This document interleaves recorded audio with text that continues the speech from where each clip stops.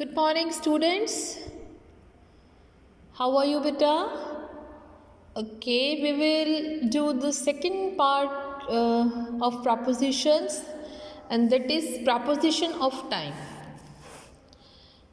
Proposition of time. This proposition signifies the relationship of a noun or a pronoun with the time. अभी proposition of time क्या होता है? ये relationship बताता है नाउन या प्रोनाउन की टाइम के साथ. A preposition of time gives the answer to the question when, कब. ठीक है, ये जो प्रपोजिशन टाइम की है हमेशा इस आंसर का क्वेश्चन होता है कब का, when. At, in, on, before, after, from, till, by, ये सारी प्रपोजिशंस जो होती है टाइम की होती है. आज हम देखेंगे ऐसी कौन कौन सी प्रपोजिशंस है जो टाइम के लिए यूज़ की जाती है. सबसे पहले है एट.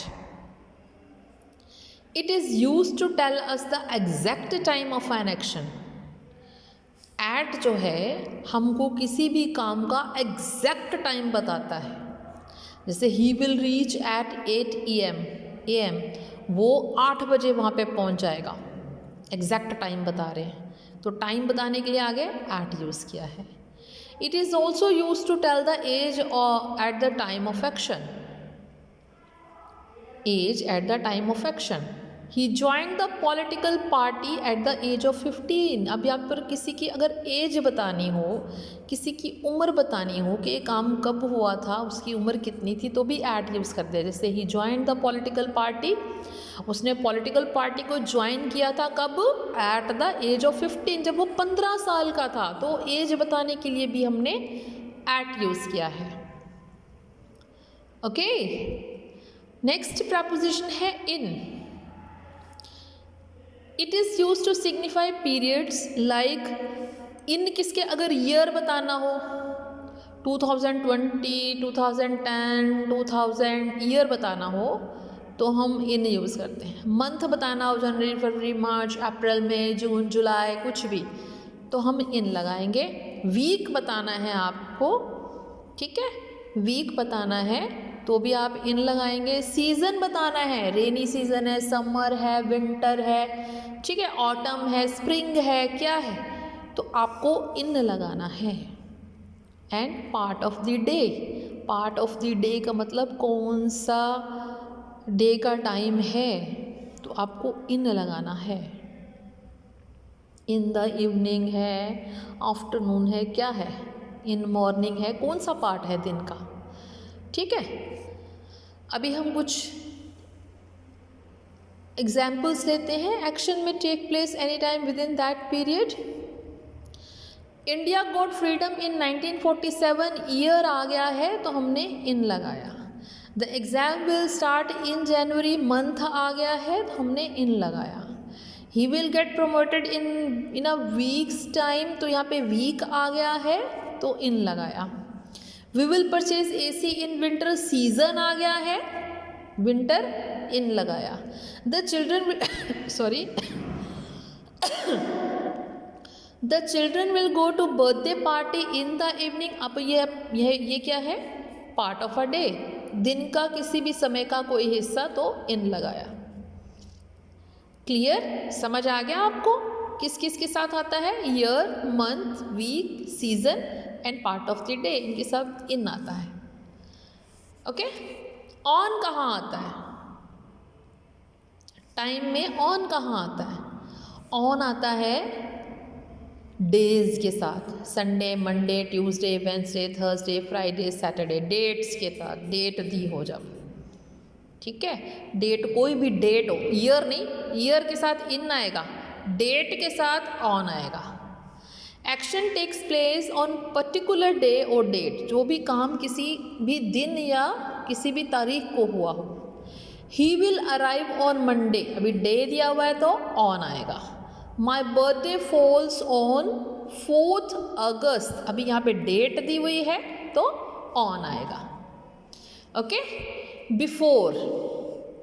बिफोर का मतलब होता है पहले. It is use to tell the time earlier than the mention time. कब यूज़ किया है? जो पहले हुआ है कोई कार्य, he will reach before midnight, कि वो पहुंच जाएगा। मिडनाइट माने आधी रात, आधी रात से पहले। तो जहाँ पर आप पहले वर्ड लगाना है आपने, आप बिफोर लगाएंगे। आफ्टर माने होता है बाद में, जो कि बाद में मेंशन करना है जहाँ पे, जैसे they will go to cinema after breakfast, ठीक है, वो सिनेमा जाएंगे आफ्टर ब्रेकफास्ट, नाश्ता करने के बाद, ठीक है। जहाँ आपने बाद वर्ड यूज़ करना है वहाँ पे आफ्टर। अभी from, it is use to tell the starting time of any action, किसी भी काम का स्टार्टिंग टाइम बताने के लिए हम फ्रॉम का यूज़ करते हैं। It may be an action spreading over a period. He will start his preparation from Monday, वो अपनी प्रिपरेशन कब से स्टार्ट करेगा? मंडे से। तो जब कोई काम स्टार्ट हो रहा है, स्टार्टिंग टाइम आपने बताना है, तो फ्रॉम, ठीक है। टिल माने होता है तक। It is use to tell the limit of time, up, ये कब तक फीस, कहते हैं ना कब तक सबमिट कर सकते हैं फीस, तो हम कहते हैं कि इस डेट तक, तो टिल, ठीक है। जब आपको किसी भी टाइम की लिमिट दे रखी है, which the action will take place, जैसे he will work on this project, वो इस प्रोजेक्ट पर काम करेगा टिल नेक्स्ट संडे, अगले संडे तक। टाइम लिमिट दे दी भी अगले संडे तक, तो आपने टिल लगाना है, ओके। नेक्स्ट है आपका by. It is use to tell the action will not go beyond this time, ऐसा काम कि ये इसके बाद नहीं होगा। बियॉन्ड मैंने इससे परे, इस टाइम के परे नहीं होगा। It expresses the deadline, deadline मतलब बस ये तारीख है, इसके बाद नहीं। बाय तब बताएंगे हम। We will sign this agreement by Monday, हम इस एग्रीमेंट को मंडे साइन करेंगे, तो मंडे इज़ अ डेडलाइन, बस मंडे, इसके बाद नहीं, ठीक है।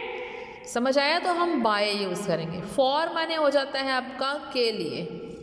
It is use to signify the period of time, period of time very important बेटा। Period of time which action takes place, ऐसा किसी काम के लिए बताना जिसका पीरियड ऑफ टाइम है, मतलब कि फिक्स्ड नहीं है, वो सपोज यहाँ से लेके यहाँ तक टाइम का ये पीरियड कहते हैं।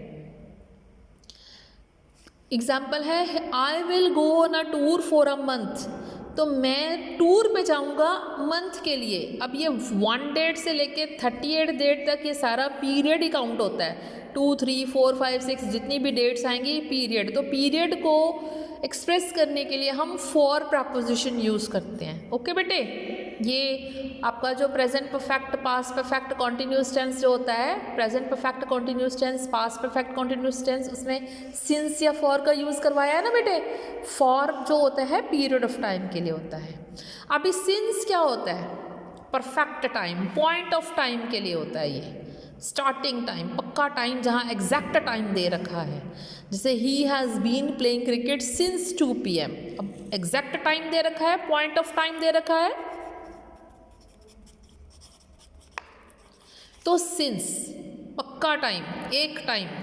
ही has been playing cricket since 2 PM, वो 2 बजे से क्रिकेट खेल रहा है, तो 2 बजे पॉइंट ऑफ टाइम दे रखा है, तो यहाँ पे सिंस आएगा। अगर यहाँ पे आता कि he has been playing cricket, और फिर यहाँ पे हम फॉर लगाते हैं, अगर हम कहते हैं कि 2 hours, कि 2 घंटे से खेल रहा है। 2 घंटे मतलब ये 1 घंटा, ये बीता, 2 घंटा स्टार्ट हो गया, तो ये पीरियड आ जाता। फिर हम फॉर लगाते हैं कि लेकिन यहाँ पर टाइम दिया हुआ है, तो इसलिए हमने सिंस लगाना है। अराउंड मैंने लगभग, नियर अबाउट, इसी के पास, लगभग। It is use to express time very near to the time of action, जब टाइम ऑफ एक्शन के बहुत ही पास हो। जैसे he will visit your home around 5 PM, कि वो तुम्हारे घर आएगा लगभग 5 बजे के करीब, लगभग 5 बजे। तो आपने किसी टाइम के नियर अबाउट बताना है, तो आप अराउंड लगाएंगे।